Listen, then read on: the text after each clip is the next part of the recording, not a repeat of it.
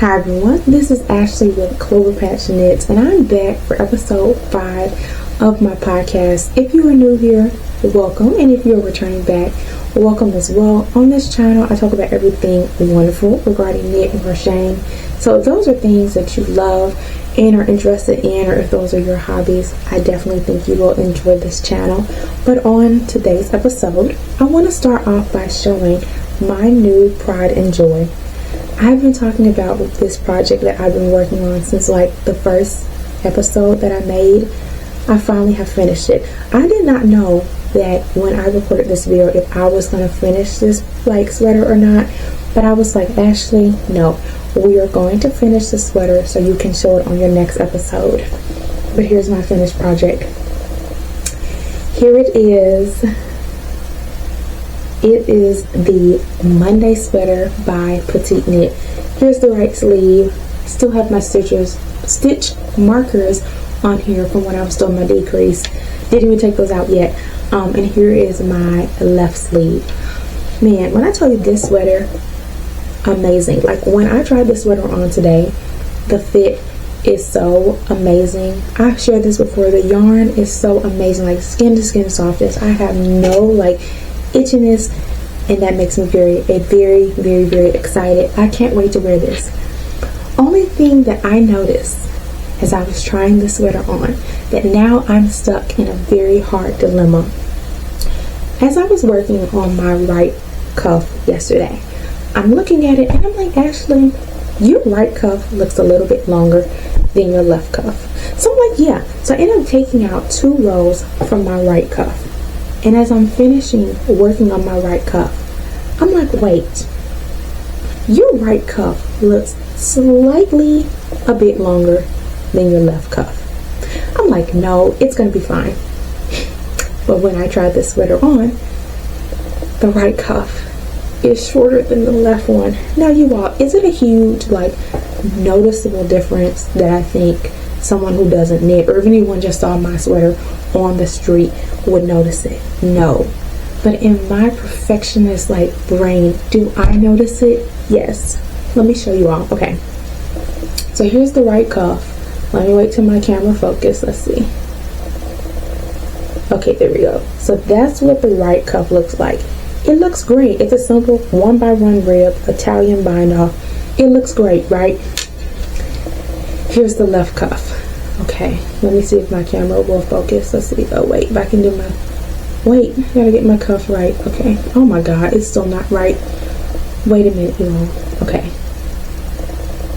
let's see. There we go, it's focusing. Okay, so that's what the left cuff looks like. It looks great as well, but this cuff is longer than my right one.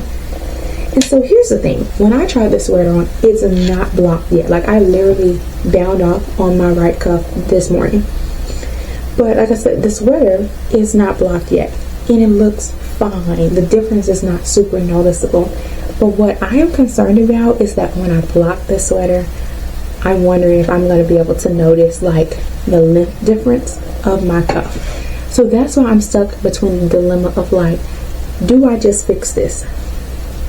Now the reason why I am stuck between the dilemma of fixing this cuff is because I'm super nervous that I'm going to mess this cuff up on my right sleeve. Because I have been working, me and the Monday sweater have been on a journey since October of 2024, because I've shared how I had to like remake this sweater, and this is my second attempt. So in my mind, like I know this is an easy fix because I have fixed the length on other sweaters that I've made. It's a really simple fix, but they did not have the Italian bind off on the sweaters, which is what makes me nervous, because I have shared how like the Italian bind off was a struggle for me. Now me and the Italian bind off are best friends. Like I totally get the Italian bind off, but I'm nervous about trying to fix this cuff because I don't know how taking out the Italian bind off is gonna go this time on this cuff.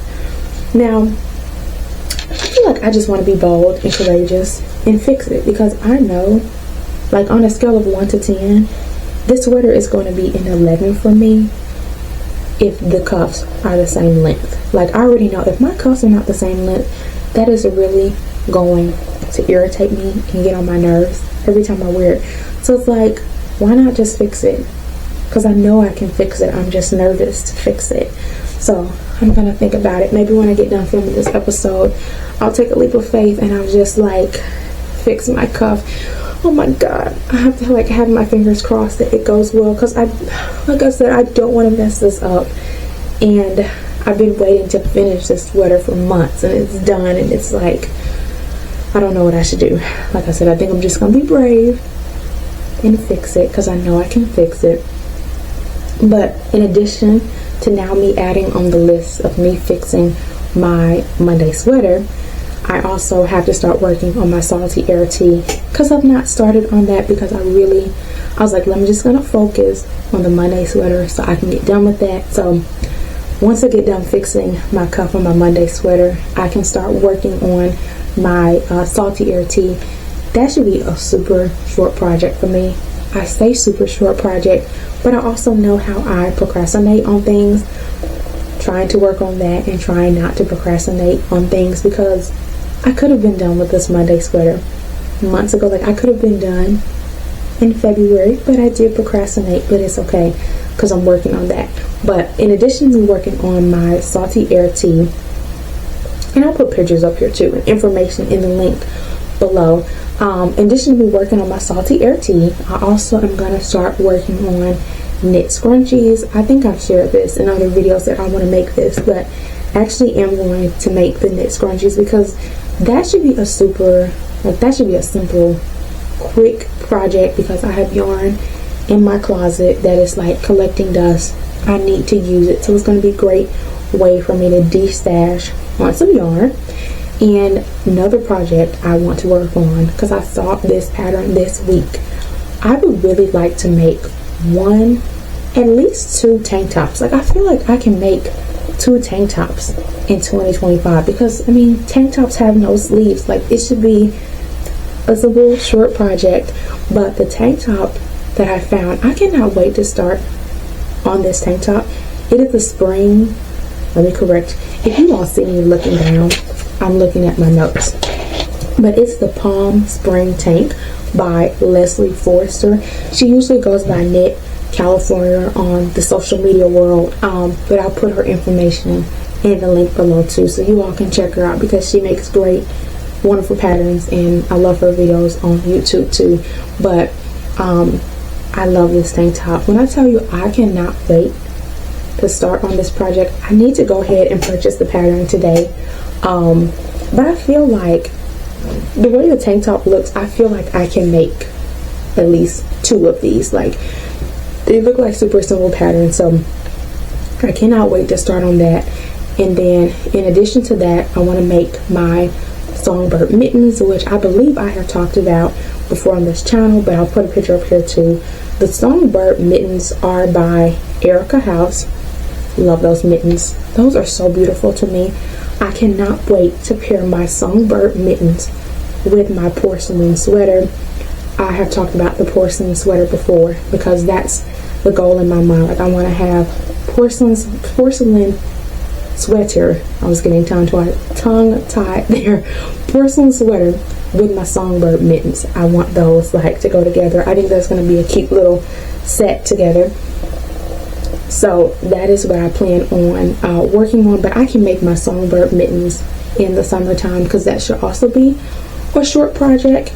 And in addition to this week, because I had to get super organized, I'm like, okay, Ashley, we have to go ahead and make like a list of what we're actually want to like 100% work on this year, but also like doable expectations for yourself. Because like I've shared, I have a lot of things that I want to make, but I'm like, we have to get organized and like actually decide what we're actually going to make this year. So I finally came up with my list. So I've shared how I wanted to make a Christmas sweater, and I finally decided which Christmas sweater I'm going to start with, because I mentioned that I love the Northern Augusta No. 6 by Anna Sophia Velling in Porcelain Sweaters. and I was torn between like which sweater I wanted to make. And I said, you know what, I'm just gonna make both because I love both. So I ended up buying the Northern Augustin No. 6 pattern this week. I read over the pattern and it seems like it's gonna be an easy pattern, something that I can do, and that makes me even more excited. Like when I read a pattern and it's like easy and it's something that I've done before, it also makes me excited to start on that project because I'm like, I know I can finish this. So I ended up buying the yarn this week from Knitting for Olives, and I'm also, another reason why I'm excited to start this is because I'm going to use Knitting for Olive finger weight merino with their mohair. Most of the time with Knitting for Olive, I only have bought their mohair. I actually do like their mohair, but I've never used their fingering weight yarn, so I'm really curious to see how those two fibers are going to work together.